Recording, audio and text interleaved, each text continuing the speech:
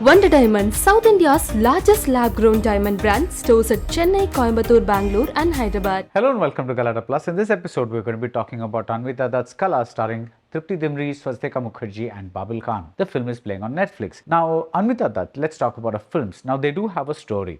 They have characters. They have events, and yet her films are less about following a plot than entering a state of mind, entering a series of spaces painted by a brilliant cinematographer Siddharth Diwan.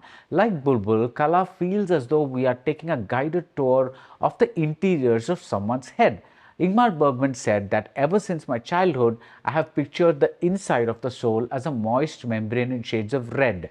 It's something like that. It's something tactile. Qala is the name of a famous playback singer, and we see her psyche through the swirls of colors over the opening credits. We see it in the textures of her clothes. We see it in their unvivid shades. We see it in the sets and in the shadows of props and in the lanterns on boats and the statues of gargoyles. We see it in a surreal spotlight from the sky. We see it in the snow of Qala's home in Himachal and in the fringe of her hairstyle, which is often tightly bound. Rarely is her hair let loose. As played by Tripti Dimri, Qala similarly is a tightly wound character. With all her success, you'd think she'd be a loser person, a blithe spirit swanning through the Hindi film industry of the 1940s, or maybe it's the 1950s, it doesn't matter. Just like the British large setting really did not matter in Bulbul. Despite these carefully recreated eras, Anvita evokes an exquisite sense of timelessness that makes these films feel like gothic dreams. There are big scenes that function as a narrative through line. They do help us hold on to a semblance of a plot, and yet there are gaps. And the back and forth of time, the segues between the past and the present are so fluid that it takes a second or two to realize where we are. It's like how we remember dreams. The story could be seen as feminist. It could also be seen as merely female-centric. Qala rebels when somebody calls her secretary a female secretary. She asks if the gender indicator is really necessary.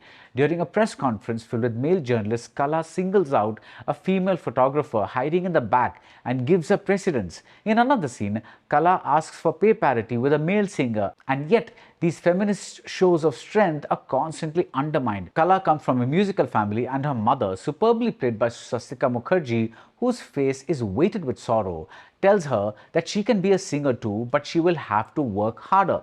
The point, she says, is to have a pandit before your name, not a bai after, like a courtesan. Now there's mother. She's a real piece of work, a classic gothic character. She's like Mrs. Danvers in Rebecca. She's protecting the memory of a dead person and actively sabotaging Qala's efforts to take the place of that dead person in her heart. Even her smiles are tinged with pain, with memories of a big loss, and that results in an enormous yearning in Qala.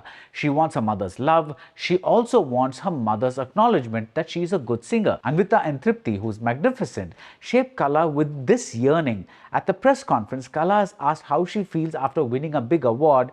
She says with a slight smile, "ऐसा लगता है कि थक के घर पहुंची हूं और मां ने दरवाजा खोला है." What a line! It shows her tiredness, her longing for home, her yearning for her mother's open arms. Behind her smiles, Tripti suggests a constant tremulousness, a constant tentativeness, the sense that her psyche is constantly walking a wobbly tightrope. Look at the scene where Qala finally confronts her mother. She pours out her emotions but without raising a voice. It could be the mildest cinematic confrontation ever, and you see why. We are hardly shown scenes of Qala's success. She just does not have confidence, and she's always feeling second best. There are some lovely scenes, including a few with a superbly watchful and empathetic Varun Grover as a lyricist named Majru. So in these scenes, we see Qala in her element, in her world. But the lines in the song Rubaiyan say this: "Gumnam andheron ke saye, awaaz ke raaz chupaye." The person with the famous voice exists in a shadow world. The story behind the recording of Qala's first film song, for example,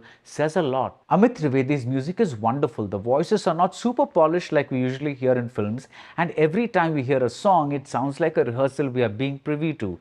There's a sense of an unfinished quality here too, like Qala. Why is Qala's mother this way? I'm not going to explain this further, but it's because Qala, in a way, ate up her son. And we realize this is as much a horror story as Bulbul. Only the horror is entirely psychological, and Qala pays for her deed by being upstaged by another son who becomes her mother's protege.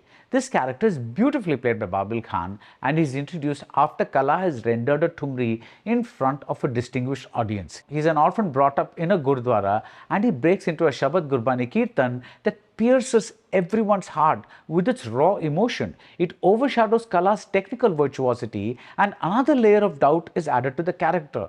Will Qala ever be able to sing like that? Anvita appears to love birds. There was Bulbul. Here Qala is equated to a koel. A song comes with the line Ud Jayega Hans Akela, and based on her two films, Anvita either makes a heroine fly or clips their wings. And what I love most about her work is her insistence that women aren't born evil. They do bad things because people in turn do bad things to them, and that is why Qala remains a sympathetic character throughout. Even the mother isn't someone you hate. Recall the scene with the cradle and you know what made her that way. The men, on the other hand, aren't explained so well. They come across as genuinely bad or just plain insensitive people. For instance, for all his artistic sensitivity, couldn't Jagan see how much Qala wanted to be a singer? But then if he had, Qala would have been sorted and we would never have gotten this gorgeous dreamscape of a movie. That's it for Qala. If you like this review, do subscribe to Galata Plus and see you soon at the movies. Wonder Diamonds, South India's largest lab-grown diamond brand, stores at Chennai, Coimbatore, Bangalore and Hyderabad.